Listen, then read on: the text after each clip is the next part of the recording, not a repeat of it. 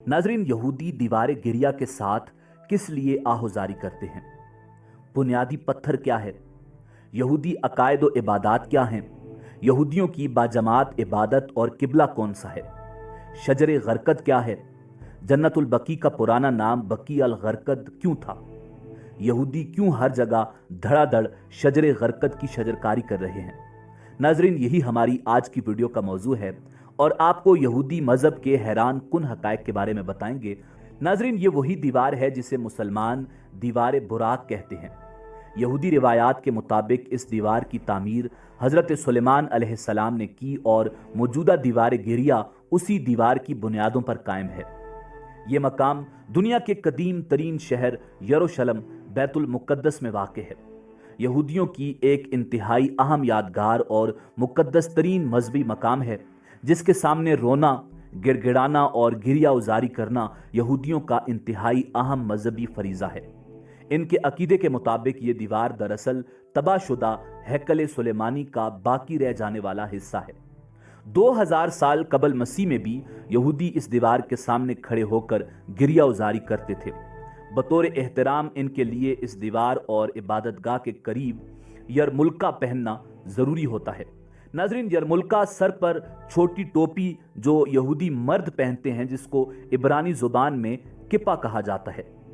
यहूदी इस दीवार के सामने गिरिया उजारी करके हैकल सुलेमानी की तबाही पर अपने दुख और पछतावे का इजहार करते हैं। ये दीवार 488 मीटर तवील और मुख्तलिफ मकामात पर इसकी कम अज़ कम बुलंदी 19 मीटर और ज़्यादा से ज़्यादा तकरीबन 40 मीटर है। इस दीवार के मगरिब की तरफ एक तंग गली नुमा रास्ता है, जिससे अल बुराक एली कहा जाता है।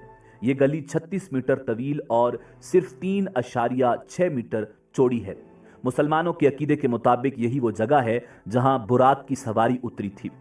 दीवार गिरिया पत्थरों की कुल 45 तहों पर मुश्तमिल है, जिनमें से 28 तहें जमीन के ऊपर जबकि 17 तहें जमीन के नीचे हैं। इस दीवार में 4 कदीम गेट और कुछ नए गेट भी मौजूद हैं। नाजरीन, पूरी दुनिया से यहूदी इस दीवार के सामने गिरिया करने आते हैं और इनके लिए ये दीवार मुसलमानों के नज़दीक खाना काबा जितनी अहमियत व अजमत रखती है। जो यहूदी किसी वजह से दीवार गिरिया तक रसाई नहीं रखते, उनके लिए इसराइली हुकूमत की तरफ से एक वेबसाइट पर 24 घंटे दीवार गिरिया के मनाजिर लाइव नशर किए जाते हैं, जिस पर यहूदी दुनिया के किसी भी मुल्क से गिरिया व दुआ कर सकते हैं। नाजरीन, मुसलमान इस दीवार को दीवार बुराक कहते हैं। 2 वजूहात की बिना पर मुसलमान इस दीवार को मुक़द्दस कहते हैं। पहली तो ये कि इस दीवार को मेराज मुस्तफ़ा सल्लल्लाहु अलैहि वसल्लम से निस्बत है। शब मेराज आका इनामदार फ़ख्र मौजूदात इमामुल अंबिया जनाब मुहम्मदुर रसूलुल्लाह सल्लल्लाहु अलैहि वसल्लम की सवारी बुराक यहीं आकर रुकी थी। नाजरीन, अब बात करते हैं बुनियादी पत्थर की। ये पत्थर यहूदियों की मुक़द्दस तरीन इबादतगाह या कदीम तरीन इस दीवार के ऐन पीछे वाक़ है, जिसे बुनियादी पत्थर या मुक़द्दस पत्थर भी कहा जाता है। नाजरीन, ज़्यादातर यहूदी रब्बियों के मुताबिक इस मुक़द्दस पत्थर के ऊपर कोई यहूदी पैर नहीं रख सकता और जो ऐसा करता है अजाब में मुब्तला हो जाता है। बहुत से यहूदियों के मुताबिक वो तारीखी चट्टान जिस पर कुब्बतुस सखरा वाक़ है मुक़द्दस बुनियादी पत्थर है, जबकि कुछ यहूदियों के अकीदे के मुताबिक ये मुक़द्दस बुनियादी पत्थर दीवार गिरिया के बिल्कुल मुखालिफ सिमत में वाक़ अलकास आबशार के नज़दीक है। ये मकाम मुक़द्दस तरीन मकाम था जब मुक़द्दस मोबित कायम था। यहूदी रिवायात के मुताबिक दीवार गिरिया की तामीर दाऊद अलैहिस्सलाम ने की थी और मौजूदा दीवार गिरिया उसी दीवार की बुनियादों पर कायम की गई है। और बाज़ रिवायात के मुताबिक दीवार गिरिया की तामीर हजरत सुलेमान अलैहिस्सलाम ने करवाई थी, जिसकी तारीख हैकल सुलेमानी से जा मिलती है। नाजरीन, हालांकि यहूदियत में कई फ़िक़ा शामिल हैं, सब इस बात पर मुत्तफिक हैं कि दीन की बुनियाद बेशक नबी मूसा अलैहिस्सलाम ने रखी, मगर दीन का दारो मदार तौरात और तलमूद के मुतालिया पर है, न कि किसी एक शख्सियत की पैरवी करने पर। यहूदियत की ये सबसे मुक़द्दस किताब कदीम इब्रानी ज़ुबान में है। नाजरीन, यहूदी रिवायात के मुताबिक इसके 5 अज्जा हैं, जिनको मूसा अलैहिस्सलाम की 5 किताबें भी कहा जाता है। चूंकि अकीदा के मुताबिक सिर्फ ये 5 मूसा अलैहिस्सलाम पर नाजिल हुई थी। तौरात में कायनात और इंसानी तख्लीक का किस्सा दर्ज है, جو آدم علیہ السلام اور حوا سلام اللہ علیہ سے شروع ہوتا ہے۔ نوح علیہ السلام اور سیلاب کا بیان، اور پھر ابراہیم علیہ السلام کی رسالت، شادی اور بیٹوں کا قصہ بھی موجود ہے۔ تورات کے اس قصے کا مقصد یہ بیان کرنا ہے کہ اللہ نے ابراہیم علیہ السلام سے ایک وعدہ یا معاہدہ کیا تھا کہ تم میری عبادت کرو اور میرے احکامات کی پیروی کرو اور میں تمہاری نسل میں سے بڑی بڑی قومیں پیدا کروں گا۔ ناظرین، آج یہودیت میں یہ عہد بہت اہمیت رکھتا ہے کہ اسی کے بل بوتے پر اس دین کے دیگر اعمال مبنی ہیں۔ مثلا مردوں پر ختنہ کی رسم فرض ہے، جو اسلام میں سنت ابراہیمی کہلاتی ہے، چونکہ وہ اسی معاہدے کی علامت سمجھی جاتی ہے۔ جو اس رسم کو پورا نہ کرے وہ ہالاخا یعنی یہودی شرع کے مطابق یہودی نہیں مانا جاتا۔ یعنی یہودی مرد بھی ہم مسلمان مردوں کی طرح ختنے کرتے ہیں۔ قوم کی تاریخ کے علاوہ ان 5 کتابوں میں احکامات بھی شامل ہیں، خصوصاً وہ 10 احکامات جن کا مغرب میں چرچا رہتا ہے۔ ناظرین، یہودی عقائد کے مطابق تورات میں کل 613 احکامات درج ہیں جو شرع اور قوانین، معاشرے اور اخلاقیات سے تعلق رکھتے ہیں۔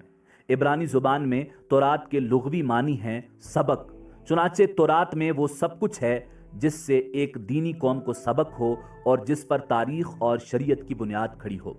ناظرین، اب بات کرتے ہیں یہودیوں کی عبادات کی۔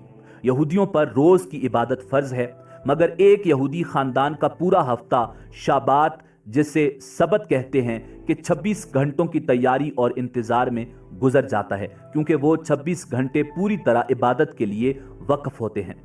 شابات یعنی سبت کا آغاز جمعہ کی شام سورج کے ڈھلنے پر ہوتا ہے اور اختتام ہفتہ کی رات کو 3 ستارے نظر آنے پر۔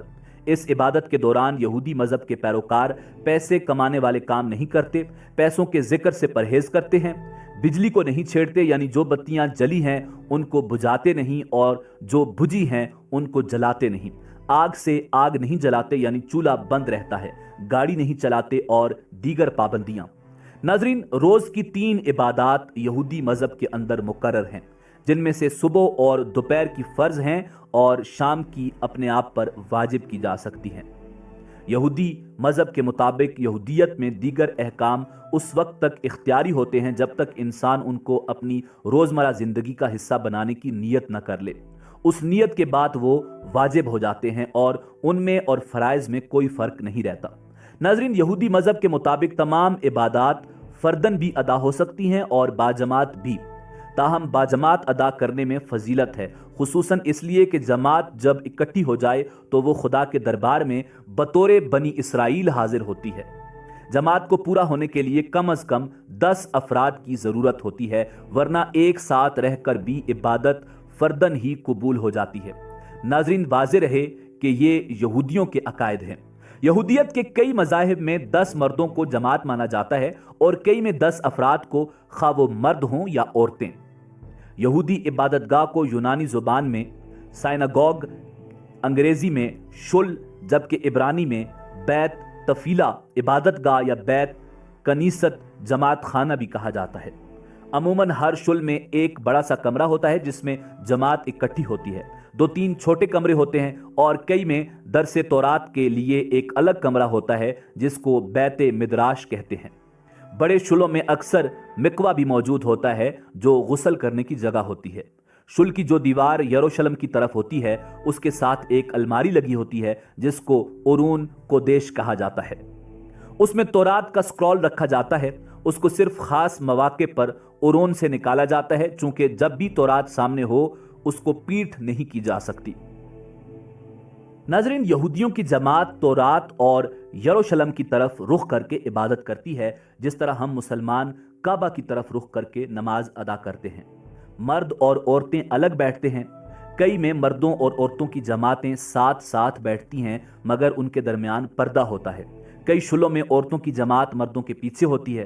تقلید پسند شلوں میں عورتوں کی جماعت مردوں کے پیچھے ایک بالکونی میں بیٹھتی ہے۔ ہال کے بیچ میں ایک ممبر سا ہوتا ہے جس پر سے تہواروں پر تورات سے خزان تلاوت کرتا ہے اور خاخام درس دیتا ہے۔ ناظرین، یہودیوں کی فجر کی عبادت سب سے لمبی اور دن کی سب سے اہم عبادت ہوتی ہے۔ اس کے 6 حصے ہیں۔ پہلے حصے میں علماء کی تفسیریں پڑھی جاتی ہیں، دوسرے میں تورات اور زبور کے اجزاء پڑھے جاتے ہیں، तीसरे में शमा पढ़ी जाती है, जो इस इबादत का सबसे आम हिस्सा है, क्योंकि इसमें पूरी कौम बनी इसराइल को पुकारा जाता है कि वो तौहीद की शहादत दे। उसके बाद आमेदा पढ़ी जाती है और फिर मसीहा की आमद की दुआ की जाती है, जो ज़बूर में से पढ़ी जाती है। आखिर में बनी इसराइल के फ़राइज़ को दोहराया जाता है और तौहीद की शहादत भी दोहराई जाती है। यहूदी अकायद के मुताबिक दोपहर की इबादत में आमेदा पढ़ी जाती है और त्यौहारों पर तौरात का जुज़ भी पढ़ा जाता है। मगरिब की इबादत में शमा और आमेदा पढ़ी जाती हैं। नाज़रीन, अब बात करते हैं शजरे गरकद की। शजरे गरकद इस दरख्त के कई नाम हैं, जिनमें शजरे यहूद, गोंगा दरख्त या यहूद का पासबान दरख्त आम है। गरकद एक जंगली दरख्त का नाम है जो खारदार झाड़ी की सूरत में होता है। मदीना का कब्रिस्तान जन्नत अल बकी का असल नाम बकी अल गरकद इसीलिए है कि जिस जगह ये कब्रिस्तान है पहले वो गरकद की झाड़ियों का खित्ता था, जो मदीना के अतराफ सहराओं में पाया जाता था।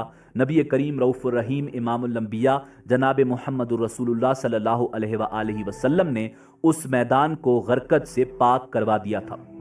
नाज़रीन, हज़रत अबू हुरैरा रज़ी अल्लाह ताला अन्हु से रिवायत है कि रसूल कायनात सल्लल्लाहु अलैहि वसल्लम ने इरशाद फरमाया, क़यामत न होगी यहाँ तक कि मुसलमान यहूदियों से जंग करें और मुसलमान उन्हें कत्ल कर दें। यहाँ तक कि यहूदी पत्थर या दरख्त के पीछे छुपेंगे तो पत्थर या दरख्त कहेगा, ए मुसलमान, ए अब्दुल्ला, ये यहूदी मेरे पीछे है, आओ और इसे कत्ल कर दो, सिवाय दरख्त गरकद के, क्योंकि वो यहूद के दरख्तों में से है। यहूदी नबी करीम रऊफ़ुर रहीम सल्लल्लाहु अलैहि वसल्लम की इस हदीस पर मिन्नो अन यकीन रखते हैं, जिसका सबूत ये है कि यहूदी दुनिया में हर जगह गरकद की शजरकारी को प्रमोट कर रहे हैं। इसके लिए बाकायदा फंड्स कायम किए जाते हैं और गरकद के दरख्त की तस्वीर पर मबनी टी शर्ट्स, मग, झंडे और तस्वीर तकसीम की जाती हैं। एक रिपोर्ट में इंकिशाफ किया गया था कि यहूदियों ने गोलान की पहाड़ियों को फतह करने के बाद वहां गरकद की काश्तकारी कर दी है, जबकि अफगानिस्तान में भी अपने कदम जमाने के बाद वहां खामोशी से गरकद की काश्तकारी की जा रही थी।